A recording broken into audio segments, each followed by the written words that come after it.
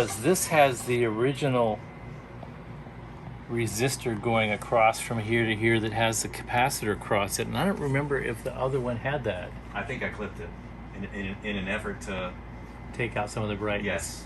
Okay. And you know what? Didn't work. Keep going.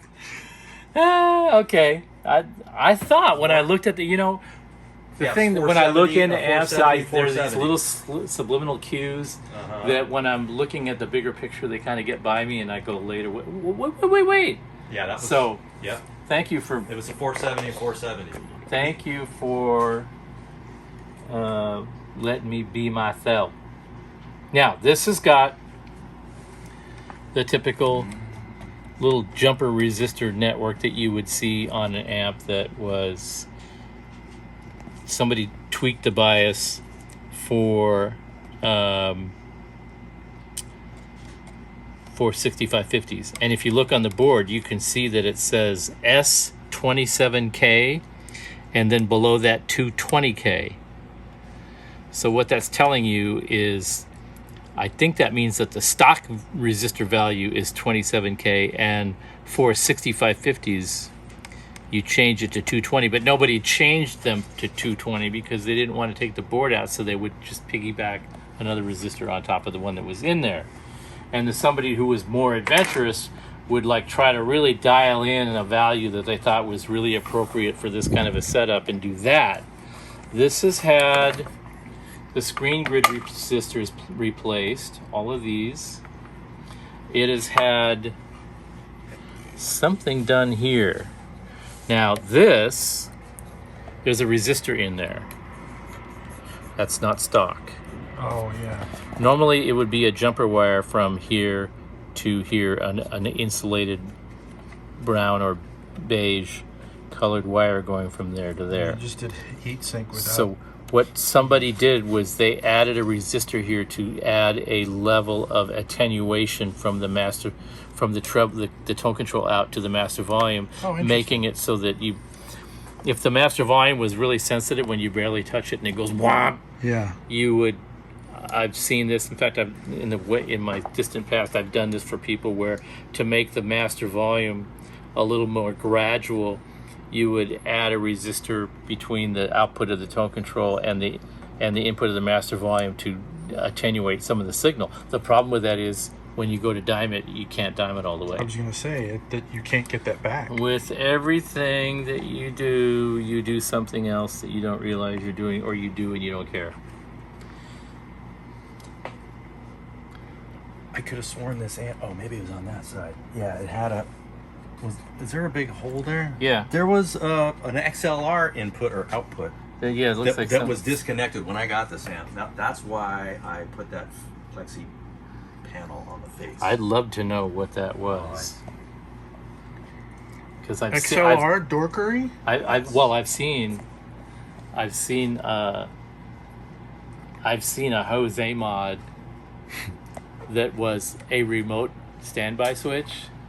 Remote? What?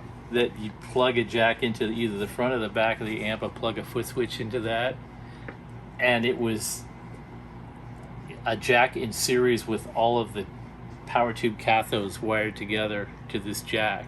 What? So that when you hit the switch, you would unground the cathodes of all the power tubes. So you're sending all of that through effectively turn off the power tubes and put it on standby. And to answer your question, Joe, yes. Because the plate voltage, when the cathodes are floating, the plate potential is the same as the cathode potential. Dude, that's so absolutely, dangerous. yes, you're sending 400 volts DC down the foot switch. It's a lot of volts. Just to make sure that when the guitar player goes for the really high note, he can get there adequately. He can get even higher. Okay, this has got the original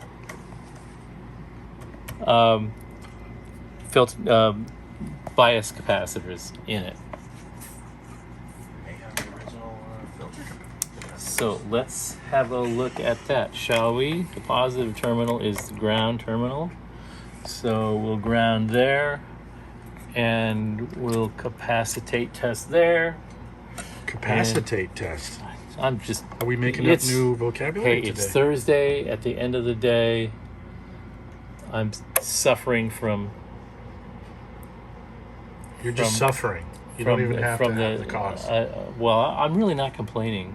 I'm just, after 200 power stations, the brain fades. These are 10 mic capacitors, and they're reading 35 to 40 mics. Now they're reading in circuit. Right, so they're drifting a little higher than... Yeah, because the voltage on one that's being charged from the meter is affecting the reading of the other one and vice versa. So that's not unusual to see that. What's the typical percentage that you kind of get that piggyback? Well, it says it, right? Well, it varies depending on what the circuit is, what resistors are in the circuit. This has got a little jumper operation right here with 2 resistors on it, and another one here. This is something. This is the phase inverter plate resistors. This is the bias feed resistors that were originally in this era of amp. They were 82K. And these have been changed to 100. The idea there is that by raising the resistance value of these 2 resistors coming off the bias that are the grid leak resistors for the power tubes, by going from 82 to 100, it makes the phase inverter have more headroom. It's less of a load on the phase inverter, so that you can drive the amp to a clean, loud volume, louder than with Is that going to have any effect ones. on the kind of the nasally aspect? Actually, it would tend to sort of mask it with the 82, with the original ones. Oh. And as you open it up more with EL34s, you'd go as high as 220K, and you'll see that later Marshalls, where they stop putting the 6550s in, they'll typically have 220K resistors here for EL34s. But you can't use 220Ks on 6550s. They'll run away. They'll break into runaway oscillation and burn out. 100K is the max for 6550s, and 82K was probably done to induce a little bit of phase inverter distortion so that the amp didn't sound so brutally clean. But that's not a later innovation. Bruce has got a 1973 JMP that we'll look at later that originally was produced with the 82K resistor. So that was in 73 they were doing that. At that time, much higher plate voltage. And so that would help induce a little bit of harmonic distortion also in the phase inverter. The amplifiers before that era and after that era had 220K. So there was a period in there where you can tell that they're experimenting with stuff. Yeah. All right, so speaking of ameliorating oscillation, we have that same deal, gloopy thing here. No shielded wire, so let's cancel out that oscillation another way. Loop it around that resistor. All right, so now let's look at the main filter cap. Oh, the one thing I was going to do before we get that far is... Nope, they've been replaced. These have ARS capacitors in them. ARS from the Valley. Yeah, and that's kind of unfortunate. That's weird because I bought this thing. I think I was in Colorado. But the problem with ARS capacitors is you never know where they came from. Sometimes they're rebranded F&Ts, sometimes they're rebranded LCRs, and sometimes they're rebranded garbage. And you never know until you get a good look at them. These look like rebranded LCRs, and the reason I say that is because the terminal lugs are identical to the LCRs in your other amp. That squared off look, right? With the little sort of cutaways on the side that allow you to wrap a wire around that lug and hold it into place. That's what the little dips on the side of there are for. That's a signature LCR thing. And also the color code on the pins. No color code for the ground lug, and red for one of the 50 mic sections and yellow for the other one. And these all have that. So these are rebranded LCRs. So you're in good shape here, but these have been replaced. When? ARS hasn't rebranded LCRs for quite a long time, so it's very possible that these are the same approximate year. I can't read ARS's date code. I don't know it off the top of my head, but I would guess probably around the same year, 89, 90, 91, 92, something like that. So we're certainly not going to bother with those, even though they're potentially 30 years old. They're still going to be pretty A-OK capacitors. Now, this is a 50-50, so it should be reading 100 mics.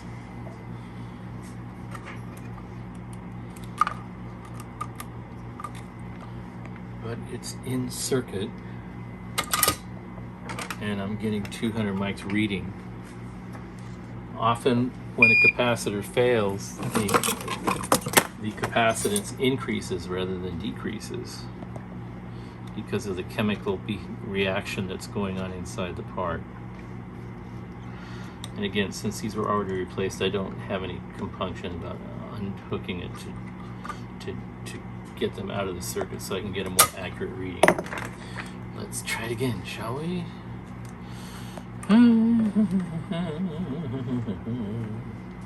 Okay. Yeah. We should be reading 100 mics and the two sections in parallel, and with a tolerance of, on your average, plus or minus 10, plus or minus 20. We're well within the normal tolerance. We're good there. Thank you very much. See, and this whole thing, Bruce, brings up a really interesting point, is that you knew the date code of the capacitors in your 50, and you assumed from what you heard. You know how I learned that? I was watching your episode on. No. You're so sweet. I did. Nice. Like, there's date codes on this? Okay, so go ahead. Yeah. So Well, go ahead. the thing is if you read the date code and you would make the assumption that these are 30-year-old capacitors, 30 years, that should be replaced. Right.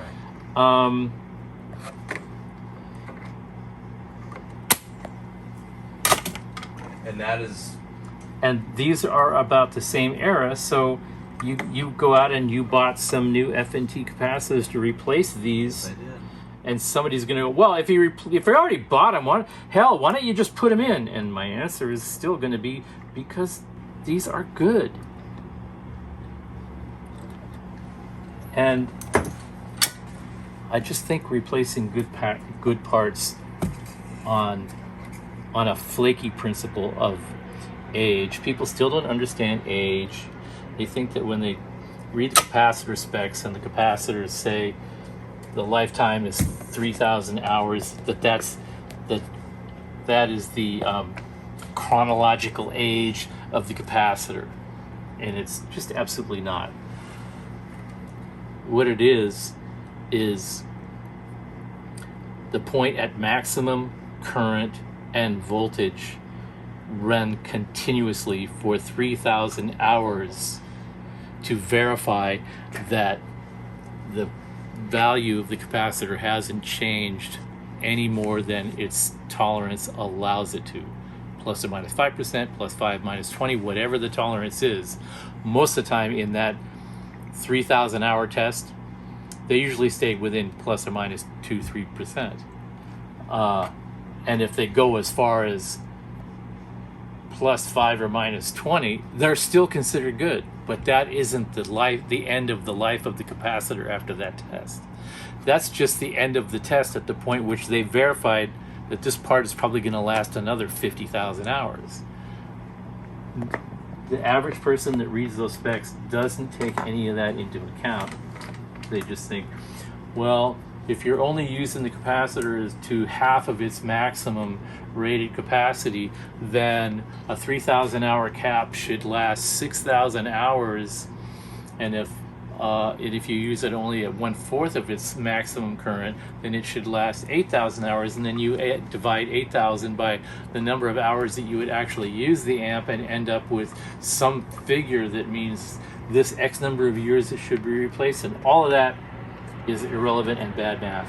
It doesn't work because that isn't what it's about. It isn't what the age spec, the lifetime spec of the capacitor is telling the engineer that knows what that stuff really means. You know, you might want to flesh out your opinion there a little bit stronger, because, you know, I think you're kind of being unclear with where you stand on the issue. I would be happy to, but on second thought, no, I won't. Okay, in circuit, 144 mics, the two sides in parallel, and at the top, 177, dropping down to 145. I'm not going to bother unsoldering these to verify that they actually are the capacitive rating that they're specified at, because I already know that they are. You can tell by looking, you can tell by, I've already tested this one, it's fine. These are acting just like they normally would act in circuit. I have another tester, the LCR tester that I've been using in the previous videos to test, and it gives me a more accurate test with the capacitors in circuit. I'm not using it right now because the machine isn't working right, and but I do know that this machine reacts by increasing the value of the capacitor about 50% when it's reading it in circuit, and it's doing all of that. So my experience is telling me these are all good, and the further testing that we're going to do, like we did on the last one, is going to verify that. So we can go over to the other one that's over here, and I think that one is connected right here. That's one of the points. That's reading 200, so that's 100, and then yeah,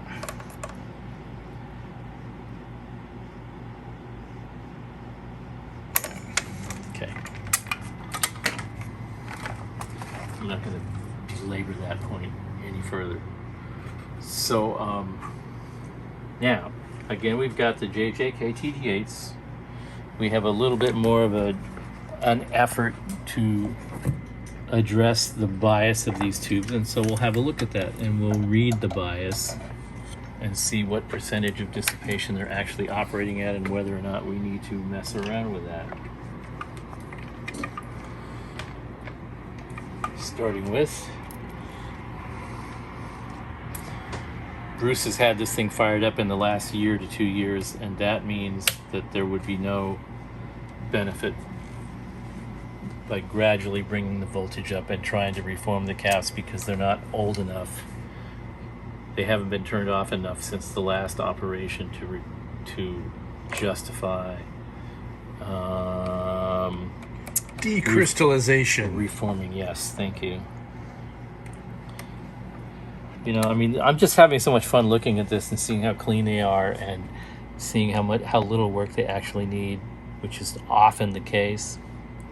That right now, all I'm thinking of, where's my next margarita going to come from?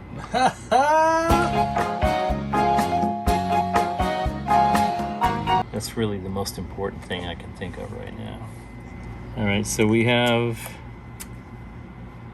good voltage there, right where it's supposed to be, and that puts the voltage on the grids at probably about 50 something odd. Yep, 49, 50 volts. Again, that's what you're going to see. You would see probably 35 volts on EL34s. Is that negative? Negative, that's correct. And it's normal to see negative 50 volts on 6550s KT88s. So, I'll look that one up a little bit. Put the speaker thing on where it's set at. This one's set at 16 ohms. I think those speakers are in Wired in series? Series. Reason for everything. Wait a minute. I could be wrong on that. Well, if you are, we'll find out. So is this one. Which one's your favorite? This one. Ah, Yeah. Really? 2103. Seems to have a little more body to it. Oh, sure. There we go. Oh, What is this dance you're doing? It's my make sure that I'm not sticking my fingers in. It's late. I'm tired. I'm making sure that I'm not sticking my hands anywhere because I'm not paying enough attention. I'm sort of just refocusing myself. I see. Something I have to do every once in a while when I'm approaching maximum saturation. Approaching margarita time? You bet. Okay, we're going to see about 440 volts there. That's typical for this era. And it's a nice voltage for KT88s to be at, especially with 50 volts on the grid.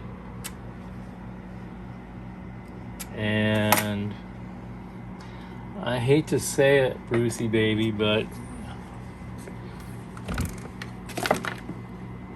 there just isn't anything wrong with your amplifier. The brightness is really more a function of the mismatch in the output transformer with those tubes. So Oh. If you put EL34s in it, it would round it out a lot. Okay, thank you for that information. Okay. Okay. And there's our signal letting us know that it likes it. And okay. Now, great. We've got a little bit of crossover distortion here, which means that there is... So that's, in case people haven't seen our videos before, point that out on there. this right here, the crossover distortion point. That's, we can open that up and I'll show you. Okay. We can open that up by adjusting the bias and remove that just by doing this direction. And when we do that, now you see that the top side of the waveform went up. Yep. The bottom went up too, but because the phase inverter is starting to clip asymmetrically, the bottom half of the wave is clipping before the top half because that's the way the phase inverter is designed to behave. When you increase the bias, you actually increase the gain. Actually, it's called the transconductance of the power tube to get rid of some of that crossover notch, and now you see a more symmetrical wave. And what else you see here is power supply ripple. Now on the other amp, I said if we saw power supply ripple, we would suspect the capacitors. But there is a caveat there. And the caveat is that sometimes there's a little bit of a drift in the duty cycle on my It's a duty. on my function generator, and that helps us get a little bit more of a symmetrical waveform out of it. Also, setting the presence isn't having as much effect as it usually does, and I'm looking here to see if maybe that's been modified. But you will see more ripple in a 100 watt amp than a 50 watt amp is because it's drawing twice as much current through pretty much a similar power supply configuration as far as the amount of capacitance in the filter circuit. So the capacitors are doubled up and they're wired in series, and what that does is it increases the voltage drop across the capacitors, but it doesn't increase the capacitance, it cuts it in half. So when you take capacitors and double them together and then put them in series, that divides them by half, and you end up with half the capacitance in series, which equals the capacitance of a smaller capacitor that's not in series operating at a lower voltage. And that's why we're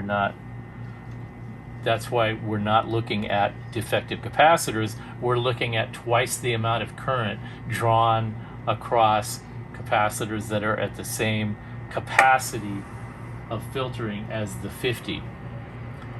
And that's power supply ripple that I was describing before, and that is exactly what you should be seeing in a properly operating Marshall biased at this voltage. So now let's go back and look at the bias where I've just sort of arbitrarily reset it. And now I'm at minus 42, which is I think where the other one was roughly landing. You could have just dropped the mic after that last. Well, I think that in this environment, I am going to default to a slightly colder power tube operation, because running them way out like that doesn't really benefit you much. It's too loud for you to really hear it unless you go through an attenuator, and then you can start to hear it, but then you might actually like it. So what I did is I sort of split the difference between the way the 50 was set and the way this one is originally set. Got it.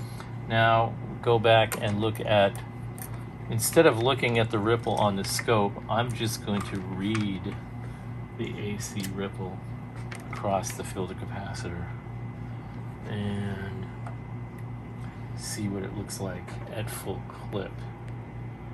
We've got right there at clipping, you're seeing the ripple there, 16 volts of ripple. That's really typical in a 100 watt amp to see about 10 to 20 volts of ripple. So that's not excessive. And how you know the capacitor is good is when you turn the signal down, you only read 6 volts of ripple. On the first filter bank, it's normal to see about 6 volts. And on the second filter bank, you'll be lucky if you see 1. Let's go have a look. Come on, almost there.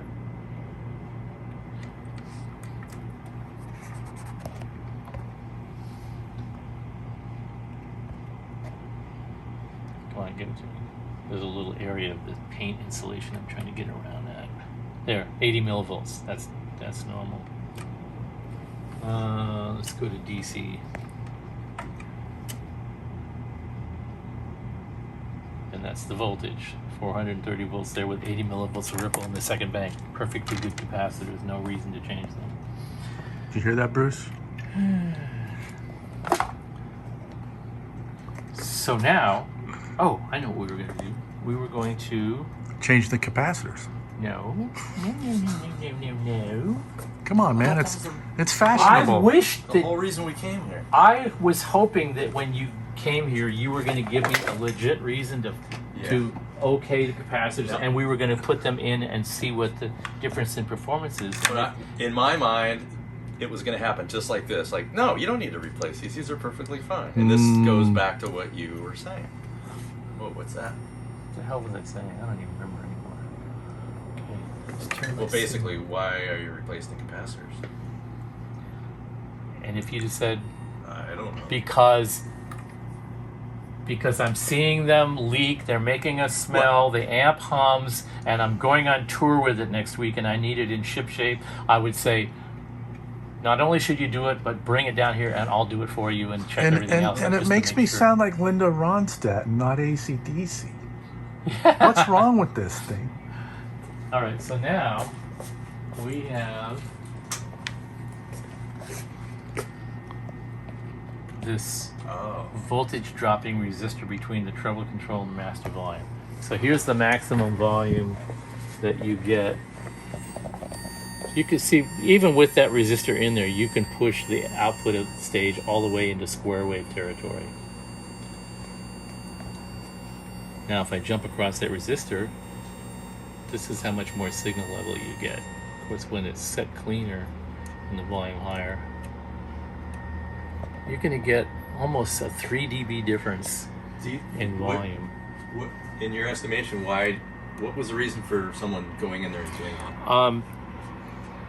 With the JCM 800 configuration, sometimes the master volume can be pretty touchy, like at 9 or 10 or something like that. It can be all the way on, and by patting down the signal going to the master volume, you'll be able to turn it up a little higher. And with an amp like this, you're almost never going to turn it up, so the amount of level that you lose is going to be insignificant. Do you think it was something where somebody's thought that it would, because it's 100 watts and I play this in my house or something like that, they would want to squash anything like squash volume, or would that just operation? But it'll just turn down the overall volume capacity a little bit. So The one thing that it would definitely do is it change the behavior of the tone controls because they're loading differently. Oh. It might actually make them behave more like a non-master volume amp because there's less of a load depending on the value of the resistor hidden under this little guy. Oh. The fact that we're not seeing a huge level difference makes me suspect that the capacitor or the resistor value is not large. It may be Feel free to rip into it. It may be 220K, it may be 470K, it may be less. Let's have a look.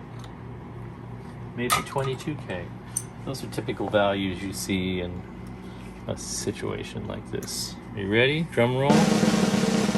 220K.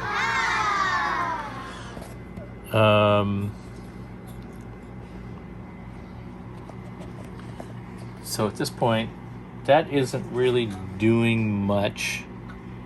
It doesn't really change the behavior of the tone controls that much. It doesn't change the level that much.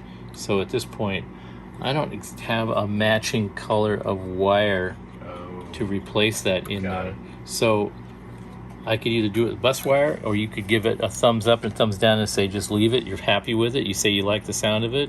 Is there a real reason to change it?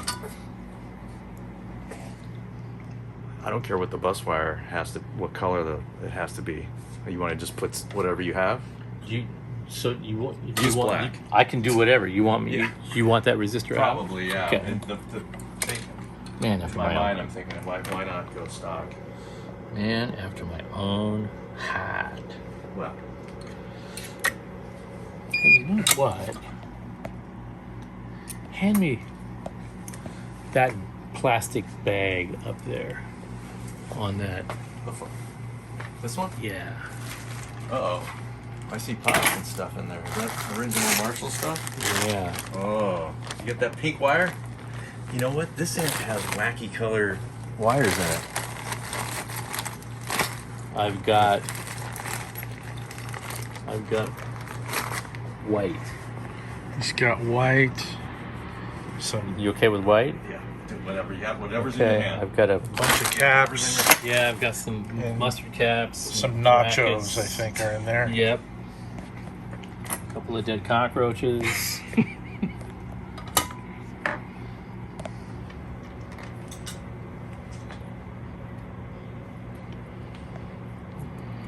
Right.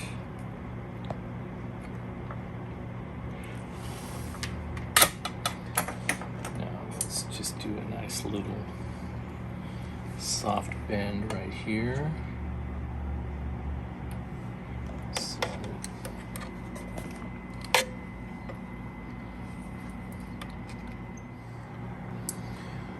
spent way too much time playing with that wire length. Okay.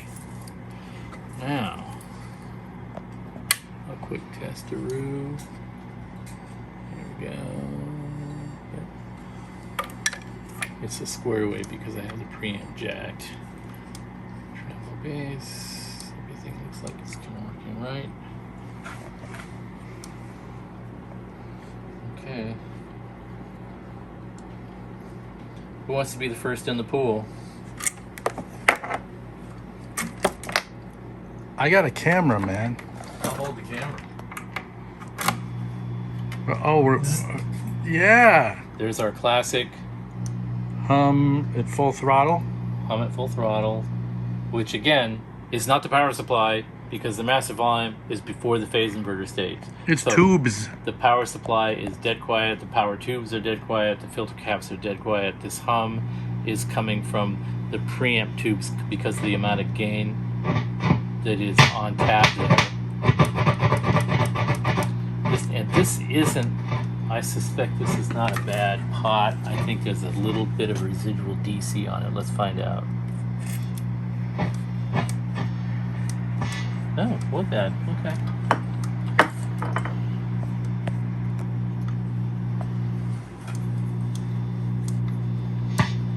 Well, this is why on modern high gain amps you have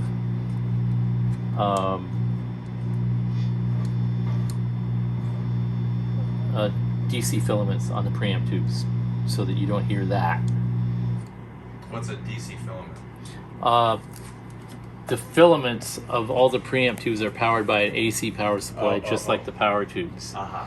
And on certain tubes, there you have more cathode leakage, it's called heater cathode leakage, than other tubes, and could accentuate that hum that you hear there. Some of it is just inherent in the design of the amp because it's all AC heaters and there's more gain than a four-holer would have, which we'll probably see in a moment.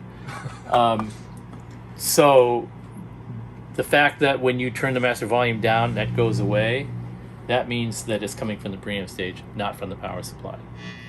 So just the sheer amount of brute force there is giving you the sensation of a bigger, what we call bigger footprint, or low end, which we didn't hear so much in the 50. It's because it just doesn't have those big beefy transformers to reproduce that low end.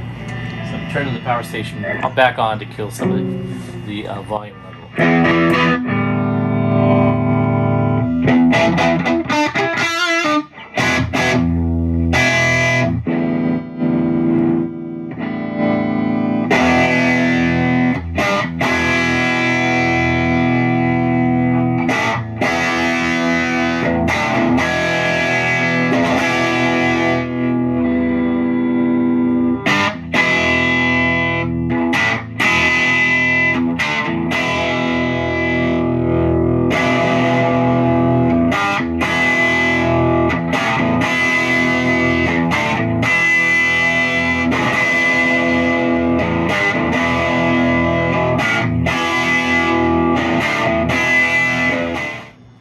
That's pretty much all you need, really. I mean, That's proper.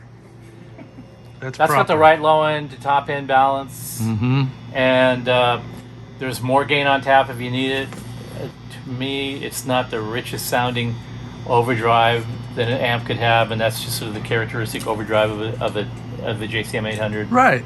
That's what it is. Stage. That's why people use boosts and tube screamers and the like to get them. But it does the kerrang, and it's got the smack, and it's got the. It's all about the kerrang on this. Yeah. And just enough drive to get you into that kind of territory where you want to be.